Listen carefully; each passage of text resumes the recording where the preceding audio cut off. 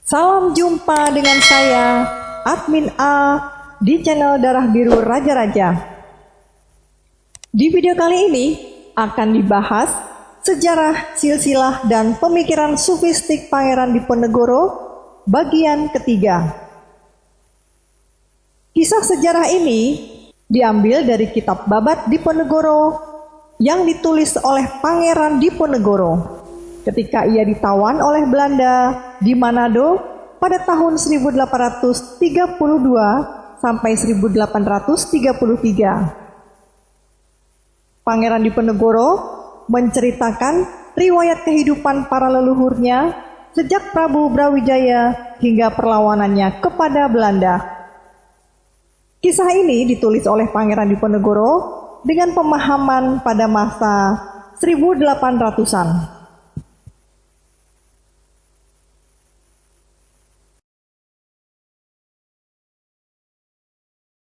Prabu Brawijaya memiliki selir seorang putri Wadan. Dari sang putri, Raja Majapahit memiliki putra bernama Bondan Surati atau Bondan Kejawan. Menyadari Bondan Surati kelak menurunkan raja-raja di tanah Jawa, sang raja berkehendak menitipkan putranya pada Ki Ageng Tarub II. Melalui seorang abdi, Prabu Brawijaya memanggil Ki Ageng Tarub untuk datang ke istana Majapahit.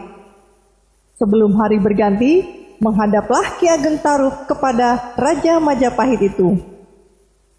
Ketahuilah Ki Ageng Tarub, Prabu Brawijaya membuka pembicaraan dengan nada rendah penuh wibawa.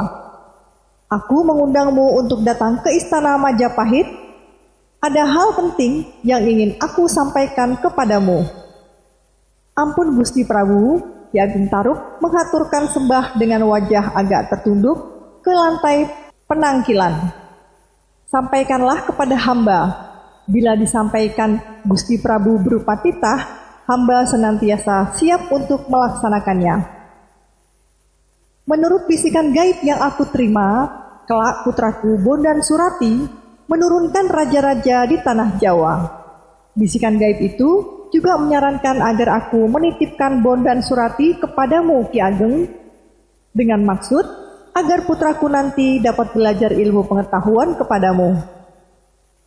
Sungguh anugerah yang sangat besar bagi hamba bila Gusti Prabu menitipkan Pangeran Bondan Surati di Pedukuhan Tarub. Karenanya, apa yang menjadi titah Gusti Prabu, hamba akan melaksanakan dengan senang hati. Terima kasih Ki Ageng Tarub, kau telah berkenan mengasuh putraku. Prabu Brawijaya tersenyum dan ia tampak lega. Segera bawa putraku ke Pedukuhan Tarub. Hanya keris Kiai Gunung Geni ini yang akan aku bekalkan kepada putraku. Semoga putraku senantiasa di dalam lindungan sang penguasa jagat raya.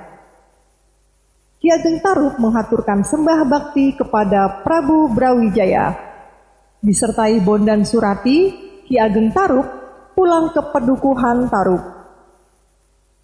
Setiba di halaman padepokan, Ki Ageng Tarub disambut oleh Nawangsih putrinya yang lahir dari rahim Nawang Wulan. Suatu hari di dalam padepokan, Nawangsih yang tiduran manja di pangkuan Ki Ageng Tarub itu melontarkan pertanyaan. Ayah, siapakah anak lelaki itu? Wajahnya sangat tampan, seperti bukan anak desa. Ketahuilah putriku, dia kakakmu sendiri.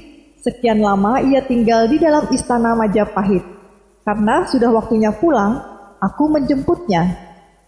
Agar ia dapat menemanimu, agar kau tak merasa sendirian. Agar kau memiliki kawan berbincang dan bermain. Mengetahui kalau Bondan Surati tak lain kakaknya sendiri, Nawangsih segera merangkulnya tanpa ragu. Melihat pemandangan itu, Ki Ageng Tarub merasa sangat senang. Di dalam hatinya, ia merasakan kebahagiaan menyembul di dalam sanubarinya. Nawangsih kemudian duduk di pangkuan Bondan Surati. kenapa Kakang lama tinggal di istana Majapahit? Tahuilah, adik Nawangsi, di Majapahit aku mengabdi kepada Gusti Prabu Brawijaya. Oh begitu. Nawangsi mendongakkan wajahnya hingga melihat sepasang mata Bondan Surati yang menyerupai bulan kembar. Ia meminta Bondan Surati untuk tidak kembali ke istana Majapahit agar bisa menemaninya dan bermain di desa Taruk. Bondan Surati juga berjanji kepada adik Nawangsi untuk menemaninya selama-lamanya sejak sekarang hingga akhir hayatnya. Nawangsi girang bukan kepala.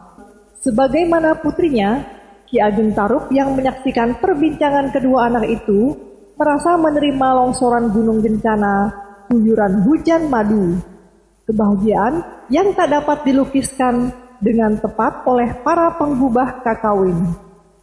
Kebahagiaan yang hanya bisa dirasakan dengan hati yang paling dalam. Hari berganti hari, bulan berganti bulan, tahun berganti tahun.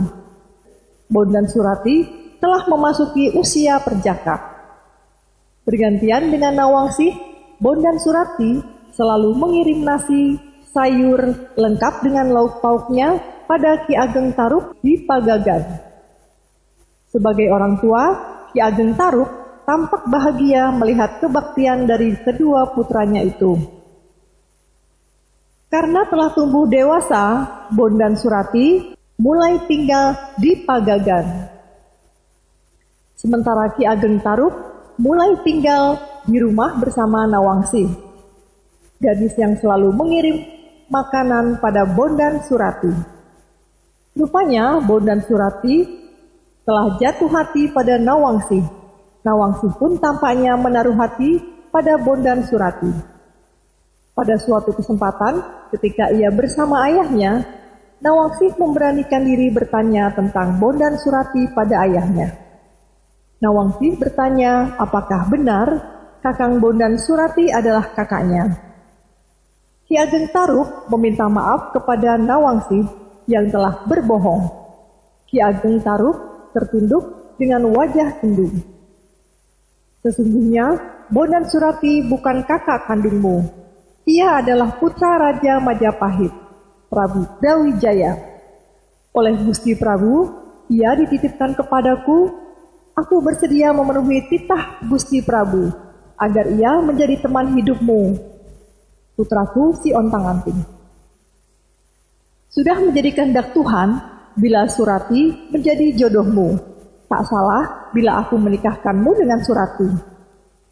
Hati Nawangsi sangat bahagia karena cintanya pada Bondan Surati akan segera diprasastikan dalam pernikahan. Hingga hari pernikahannya tiba, bukan hanya disaksikan oleh Ki Ageng Taruk ayahnya, namun juga Nawang Wulan ibunya. Kepada Bondan Surati dan Nawangsi yang segera membangun rumah tangga, Nawang Wulan memberikan restu. Sesudah pernikahan putrinya dengan putra Prabu Brawijaya itu, Nawang Wulan kembali ke Kahyangan. Bondan Surati telah menikah dengan Nawangsi. Sesudah sekian hari mengarungi samudra madu bersama istrinya, Bondan Surati menghadap Ki Ageng Taruk. Membaca gelagat Ki Ageng Taruk, Bondan Surati menangkap bahwa ayah mertuanya itu akan menyampaikan petuah penting yang sebelumnya tak pernah didengar. Dengan memberanikan diri, Bondan Surati bertanya kepada ayah mertuanya tentang apa yang ingin disampaikan ayah mertuanya yang amat berguna baginya. Ketahuilah anakku, Ramandamu Gusti Prabu Brawijaya pernah menyampaikan kepadaku kalau kau kelak menurunkan raja-raja di tanah Jawa. Raja-raja yang berkuasa sesudah surutnya Kesultanan Demak dan Kesultanan Pajang. Artinya, anakmu ini tak bakal menjadi Raja Majapahit kan ayah? Benar, itu sudah menjadi suratan takdir. Sudah menjadi kehendak Gusti Kang Murbeng Dumadi. Ki Ageng Taruk sejenak terdiam. Menurut petunjuk yang aku terima, saudaramu dari Palembang yang akan menjadi raja penerus Ramandamu, tetapi ia tak berkuasa di Majapahit, melainkan di Demak Bintara. Sesudah Demak surut, Kesultanan Pajang timbul. Raja yang berkuasa adalah keturunan Pengging. Keturunanmu akan menjadi raja di Mataram sesudah Pajang mengalami sandiakala. Karenanya anakku, banyaklah melakukan prihatin, rajinlah melakukan tapa brata, lelana brata, dan mesu brata, agar keturunanmu kelak dapat menjadi raja-raja di tanah Jawa. Akan Ananda laksanakan pesan ayah. Tapi apa makna dari bertapa brata yang sesungguhnya? Bukankah sia-sia Ananda bertapa brata bila tak tahu maknanya sama sekali? Ya, tepat. Ketahuilah anakku, bertapa brata itu tidak memandang orang lain, tapi hanya diri sendiri yang menjadi pusat perhatian. Tinggalkan seluruh yang bersifat duniawi, termasuk kau harus meninggalkan syahwat dengan istrimu. Apakah hanya itu makna tapa brata? Bila ada makna lain, sampaikanlah ayah. Tidak. Bertapa brata bisa juga dimaknai dengan aksara alif. Alif tak bisa bercampur dengan aksara lain. Kau harus memiliki penglihatan satu. Seperti ruangan, kau harus kosong. Tak terdapat apa-apa di dalamnya. Sementara lam mengandung makna bahwa kau sejatinya tak memiliki suatu apa selain dirimu sendiri. Tak ada laku yang sepi dari zat ilahi. Segalanya harus sirna dari penglihatanmu. Selain wujud Tuhan itu sendiri, kalau laku ini tak kau capai, batalah tapa bratamu. Ya ayah, Ananda paham dengan apa yang ayah sampaikan. Ketahuilah pula, anakku, bila kau telah dapat melihat wujud ilahi, kau akan mendapat anugerahnya. Apa yang kau kehendaki akan mendapat izin darinya. Tetapi kau harus waspada, bila tidak, wujud setan yang akan kau lihat. Selanjutnya, aksara mim. Aksara ini mengandung arti tak ada yang kau tuju selain kembali ke asal mula. Di dunia, kau hanya tinggal sejenak. Bila kau telah singgah di alam langgeng, tak akan kau rasakan sakit dan mati. Kau akan hidup dalam kesempurnaan, tak lagi melihat surga dan neraka. Aksara K artinya hak dan yang sukma. Penglihatan, penciuman, dan pendengaran tak lain sukma itu sendiri. Ketiganya harus mendapatkan perlindungan Tuhan. Aksara Wal artinya raga dan jiwa hendaklah kau pasrahkan kepada yang memberi. Tuhan yang pencipta seluruh manusia dan makhluk di muka bumi, apabila kau sampai pada tataran ini, maka kau telah sampai pada tapa brata yang sejati. Usai menyimak petuah dari Ki Ageng Tarub, Bondan Surati yang kelak dikenal Ki Ageng Tarub III merasa mendapatkan pencerahan batin yang sangat terang benderang. Sebelum fajar menyingsing, Bondan Surati yang disertai Nawangsih meninggalkan padepokan, pulang ke rumah berkasih-kasihan dengan istrinya, hingga kelak ia memiliki putra bernama Getas Pendawa. Dari Getas Pendawa lahirlah Ki Ageng Sela. Dari Ki Ageng Sela lahirlah Ki Ageng Enis. Dari Ki Ageng Enis lahirlah Pemanahan atau Ki Ageng Sela II atau Ki Ageng Mataram. Dari Ki Ageng Mataram lahirlah Raja-Raja Mataram yang dimulai dari Panembahan Senopati. Sesudah pemerintahan Panembahan Senopati, tahta pemerintahan Mataram diduduki oleh Raden Mas Jolang, Tumenggung Martapura, Sultan Agung, dan Sunan Amangkurat I. Sunan Amangkurat I melahirkan raja-raja Kasunanan Kartasura, yakni Sunan Amangkurat II, Sunan Amangkurat III, Sunan Pakubuwono I, Sunan Amangkurat IV. Dari Sunan Amangkurat IV lahirlah Raja Kasunanan Kartasura dan sekaligus Raja Kasunanan Surakarta, yakni Sunan Pakubuwono II. Raja Kesultanan Yogyakarta, yakni Sri Sultan Hamengkubuwono I, dan Raja-Praja Mangkunegaran, yakni Kanjeng Gusti Pangeran Adipati Aryo Mangkunegara I, putra Pangeran Mangkunegara, cucu Sunan Amangkurat IV. Sementara Sri Sultan Hamengkubuwono I selain melahirkan raja-raja Kesultanan Yogyakarta, juga melahirkan raja-raja di Paku Alaman.